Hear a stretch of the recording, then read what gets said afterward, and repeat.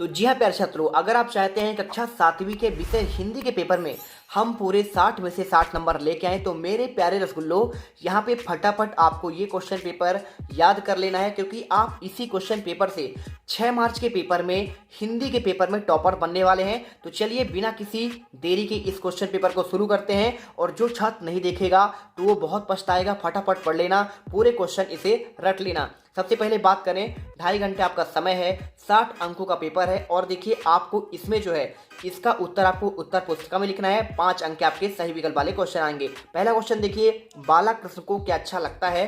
दूध, दही, मक्खन या फिर आपका छाछ? देखिए इसका आपका उत्तर जो हो जाएगा सी नंबर करेक्ट होगा, आपका मक्खन। क्वेश्चन देखते हैं आपका, देखिए दूसरा, थोड़ा सा जूम कर लेते हैं जिससे आपको क्लियर समझ में आए। क्वेश्चन नंबर दूसरा देखिए, लिखा है बुंदेली के पितृ पुरुष हैं डॉक्टर सर हरसिंह गौर, ईश्वरी, भूषण या फिर देखिए आपका पद्माकर। तो आपका देखिए इसमें राइट आंसर जो करना है, बुंदेली के आपका पितृ पुरुष कहलाते हैं, वो कहलाते हैं आपके भूषण। ठीक है, यहाँ पे आपको सी नंबर आंसर करना है। तीसरा दिया है, न्याय शब्द का आपका विलोम शब्द है न्यायालय, न्यायप्रिय, अन्याय या फिर देखिए आपका अन्यथा। तो आपको इसमें राइट आंसर जो करना है आपका अन्याय हो जाएगा। देखिए न्याय का आपका उल्टा क्या होगा? अन्याय। ठीक है, और चौथा क्वेश्चन देखिए, वीर छत्रसाल का जन्म कहाँ हुआ था? मोर पहाड़ी पर, गौर पहाड़ी पर, मडोर पहाड़ी पर या फिर देखिए इनमें से कोई नहीं। तो आपका जो राइट आंसर हो जाएगा देखिए आपका इसमें मोर पहाड़ी पर हो जाएगा। वीडियो अच्छी लगे, दिल से पसंद आए तो वीडियो को लाइक करना, चैनल सब्सक्राइब जरूर करना मेरे प्यारे रसगुल्लो। ठीक है, पांचवा देखिए, अग्रवाल समाज के कितने गोत्र प्रचलित है? 15, 17, 18 या फिर 20? आपका एक नंबर का ये भी है। राइट आंसर आपको देखिए सी नंबर आपका 18 करना है। इसके बाद चलिए देखते हैं आपका रिक्तान क्वेश्चन 6 से आपके 10 तक। इससे पूछा गया देखिए छठवां नंबर, सन 1954 में भारत सरकार ने डॉक्टर रमन को डैश डैश उपाधि देकर सम्मानित किया। अब अगर मैं आंसर की बात करूं तो आपको इसमें क्या भरना है? आपको भरना है भारत रत्न की उपाधि देकर। ठीक है, उत्तर क्या लिख लेंगे? आपका हो जाएगा भारत रत्न। मैं लिख देता हूं आंसर, ये देखिए भारत और आपको लिखना है रत्न। क्वेश्चन देखिए सातवां, कर्मंडे वदक बधिकारत से माँ फलेसु कदर्शन, उपरोक्त बात किसने कहा था? तो आप जानते हैं, देखिए ये कहा था आपका श्री कृष्ण ने। ठीक है, आप उत्तर जो है इसमें श्री कृष्ण कर देंगे। अगला देखिए, भारत एक खोज डैश डैश द्वारा लिखी गई प्रसिद्ध पुस्तक है, एक नंबर क्वेश्चन। तो आपका ये हो जाएगा जवाहरलाल नेहरू। ठीक है, हमारे पहले प्रधानमंत्री थे देश के, भारत देश के, जवाहरलाल नेहरू इसमें आंसर कर दीजिएगा। ठीक है, ये देखिए आपका आंसर हो जाएगा। इसके बाद देख लीजिए आपका नेक्स्ट क्वेश्चन नंबर 9, धिन धिन धा धमक धमक पंक्ति में कौन सा आपका अलंकार है? राइट आंसर आपका हो जाएगा देखिए आपका इसमें अनुप्रास अलंकार। ठीक है, ये देखिए आपका आंसर होगा। 10वां देखिए, अष्टांग योग का चौथा अंग कौन सा आपका होता है? इसमें आपका हो जाता है आपका प्राणायाम। तो आपको यहाँ पे जो है आंसर आपको प्राणायाम करना है। क्वेश्चन देखिए आपका आपका अति लघुत्तरी क्वेश्चन आता है 11 से लेकर आपका 16 तक। इसमें देखिए क्या दिए गए हैं, नीचे दिए गए प्रश्नों के उत्तर लगभग 15 से 30 शब्दों में दीजिए। प्रत्येक प्रश्न के लिए आपको 2 अंक निर्धारित किए गए हैं। चलिए क्वेश्चन देखते हैं आपका इसमें क्या दिया गया है। आपका 11वां क्वेश्चन, यशोदा कृष्ण का किस तरह श्रृंगार कर रही है? 2 अंक का क्वेश्चन है। आपको देखिए सिंपल सा इसमें आंसर लिखना है। आप लिख दीजिएगा, देखिए आपको लिखना है, यशोदा ने कृष्ण के शरीर पर तेल लगा दिया था, आंखों में काजल लगाकर भौहें बना दी थी, उसके माथे पर काला टीका लगा दिया, इस प्रकार वे कृष्ण का श्रृंगार कर रही है। क्वेश्चन देखते हैं आपका, देखिए 12वां, डॉक्टर अब्दुल कलाम बच्चों के साथ कैसा व्यवहार करते हैं? उत्तर की अगर मैं बात करूं तो आपको देखिए लिखना है, डॉक्टर अब्दुल कलाम बच्चों के साथ बात करके आनंद की अनुभूति करते हैं। उनके अनुसार बच्चों में संपूर्ण राष्ट्र का विकास छिपा हुआ है। बच्चों से वे मित्र की तरह बातें करते हैं। बच्चे भी स्वयं को गौरव की अनुभूति यहाँ पे करते हैं। ठीक है, क्वेश्चन देखिए 13वां, भरपूर वर्षा कब होती है? आपको बताना है। तो देखिए आपको लिखना है, जब कलश का पानी गर्म हो, चिड़िया धूल में नहाए, और इसके साथ देखिए आपको इसमें क्या पूछा गया है, चींटी अंडा लेकर चले, भरपूर वर्षा होने की संभावना हो। तो आपको यहाँ पे जो है इस प्रकार आंसर आपको लिख देना है। ठीक है, चलिए इसके बाद देखिए आपका जो नेक्स्ट क्वेश्चन दिया गया है, हमारे देश में राखी का क्या महत्व है? इसमें आपको आंसर देखिए लिखना है, हमारे देश में देखिए राखी को भाई बहन के स्नेह बंधन का प्रतीक माना गया है। सुरक्षा सुरक्षा सूत्र को पहनकर भाई बहन की रक्षा करने का संकल्प लेता है। ठीक है, क्वेश्चन देखो 15 आपका दिया है, पचमढ़ी में कौन से आपके दर्शनीय स्थल है? 2 नंबर क्वेश्चन, सिंपल सा आपको उत्तर कर देना है मेरे प्यारे रसगुल्लो।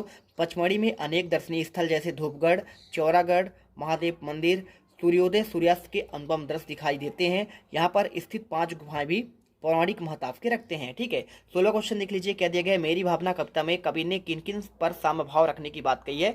साम भाव मतलब आपका दया दृष्टि की बात कही है। ठीक है, आपको उत्तर में लिखना, देखिए इस कविता में कवि ने दुष्ट, निर्दयी और फिर गलत रास्ते पर चलने वाले इत्यादि के प्रति साम भाव रखने की बात कही है। इसके बाद चलते हैं, आपका देखिए यहाँ पे आपका नेक्स्ट क्वेश्चन आपका आता है यहाँ पे 17 से लेकर आपके 22 तक के क्वेश्चन। थोड़ा सा मैं जूम कर लेता हूँ जिससे आपको क्लियर समझ में आए। देखिए इसमें आपको दिया गया है 40 से 50 शब्दों में इनके उत्तर देने हैं। 3 अंक आपको देखने को मिलेंगे।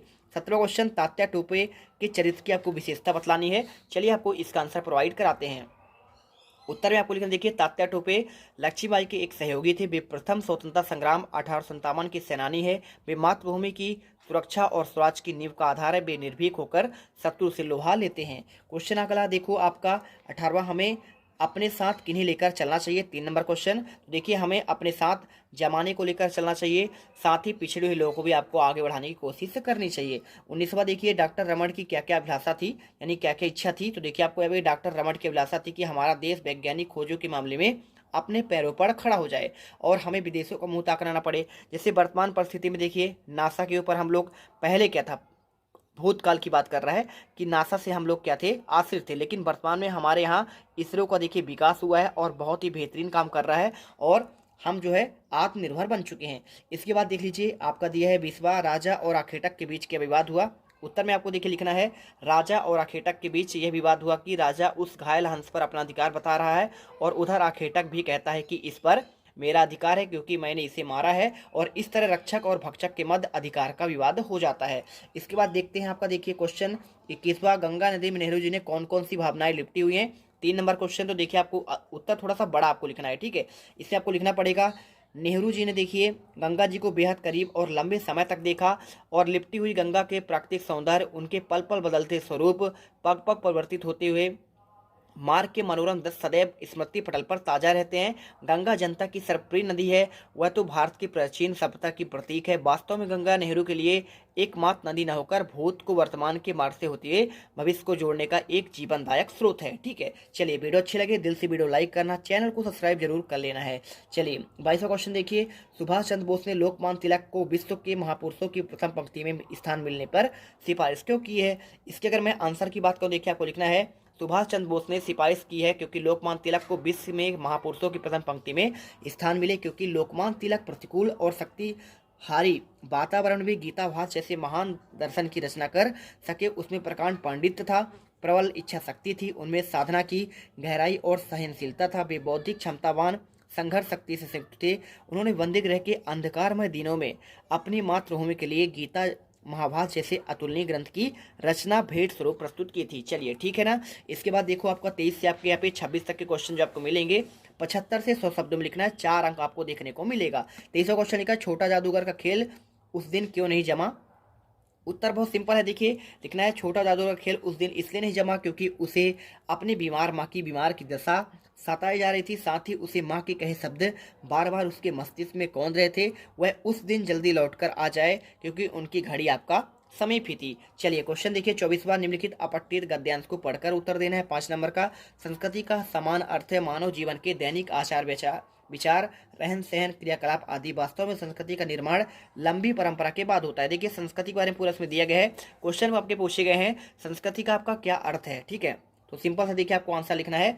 इसका देखिए अर्थ आपका है मानव जीवन के दैनिक आचार व्यवहार, रहन सहन और क्रियाकलाप आदि से है। खा नंबर देखिए, संस्कृति को विरासत का स्वरूप क्यों कहा गया है। उत्तर में आपको लिखना है, देखिए संस्कृति का निर्माण एक लंबी परंपरा के बाद होता है, इसलिए इसे विरासत का स्वरूप कहा गया है। इसके बाद देखो क्या दिया गया है, सभ्यता और संस्कृति का क्या अर्थ है। उत्तर में आपको लिखना है, मनुष्य की सभ्यता का अनुमान सुख सुविधाओं से लगाया जाता है। संस्कृति का आपका आचार विचार आपको देखिए यहाँ पे पूरा होता है। ठीक है, ग नंबर देखो, सभ्यता और संस्कृति का अर्थ क्या है। तो देखिए आपको यहाँ पे लिखना पड़ेगा, सभ्यता और संस्कृति दोनों एक दूसरे के पूरक हैं। अंतर केवल इतना ही है कि सभ्यता के समय के साथ बदलती है लेकिन संस्कृति आपका शाश्वत रहती है। ठीक है, चलिए लास्ट में देखिए गद्यांश का उचित शीर्षक पूछा गया है, आपको लिख देना है सभ्यता और आपका संस्कृति, आपका उत्तर यहाँ पे मिल जाएगा। क्वेश्चन 25वां देखिए, मलेरिया बुखार आ जाने के कारण 3 दिन के अवकाश हेतु आपका प्रधानाध्यापक को एक प्रार्थना पत्र लिखना है। सिंपल सा क्वेश्चन है, देखिए कुछ आपको करना है नहीं, इसमें आपको सिंपल सा आंसर आपको लिखना है। देखिए सेवा में प्रधानाध्यापक महोदय। विद्यालय का नाम लिख दीजिएगा शासकीय पूर्व उच्चतर माध्यमिक विद्यालय शहडोल, उज्जैन, उमरिया, आपका जो भी लिख दीजिएगा। ठीक है, स्थान, दिनांक लिख दीजिएगा। विषय में आपको लिखना है 3 दिन के अवकाश हेतु प्रार्थना पत्र। मान्यवर सविनय नम्र निवेदन है कि अपना नाम, जैसे आपका नाम क्या है, शीला है, मेरा नाम शीला है, मैं आपकी कक्षा 7वीं की छात्रा हूँ। मुझे मलेरिया बुखार हो गया है जिस कारण मैं विद्यालय में आने में असमर्थ हूँ। चिकित्सक ने मुझे 3 दिन की विश्राम करने की सलाह दी है। अतः आपसे विनम्र निवेदन है कि जितने दिन का पूछे आपको उतना दिन का कर देना था, है ना। तो आपको उसके हिसाब से आपको 3 दिन की अवकाश के लिए प्रार्थना पत्र डेट डाल देना है और आपको ये पूरा लिख देना। आपके आगे कार्ड 6 अपना नाम कर देना, कक्षा और आपका अनुक्रमांक कर देना है। लास्ट देखिए, किसी एक पर आपको निबंध लिखना है। निबंध कैसे लिखना है, देखिए 5 अंक का आपको कंप्यूटर पर, वृक्षारोपण या फिर आपका प्रदूषण पर।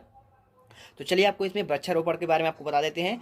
भूमिका को लिखना है। वृक्षारोपण का अर्थ है पेड़ पौधे लगाना, उनका संरक्षण करना। यह हमारे वातावरण को स्वच्छ और सुंदर बनाए रखने का एक प्रमुख साधन है। वृक्ष हमारे जीवन के लिए अनिवार्य है क्योंकि वे न केवल ऑक्सीजन प्रदान करते हैं बल्कि वातावरण को संतुलित भी करते हैं। वृक्षों का महत्व क्या क्या होता है, देखिए वृक्ष हमारे जीवन में बहुत उपयोगी होते हैं। यह हमें फल फूल, लकड़ी, औषधियाँ, छाया प्रदान करते हैं। साथ में देखिए मिट्टी के कटाव को रोकते हैं, साथ ही कार्बन डाइऑक्साइड अवशोषित करके ऑक्सीजन छोड़ते हैं जिससे हमारे जीवन का अस्तित्व बना रहता है।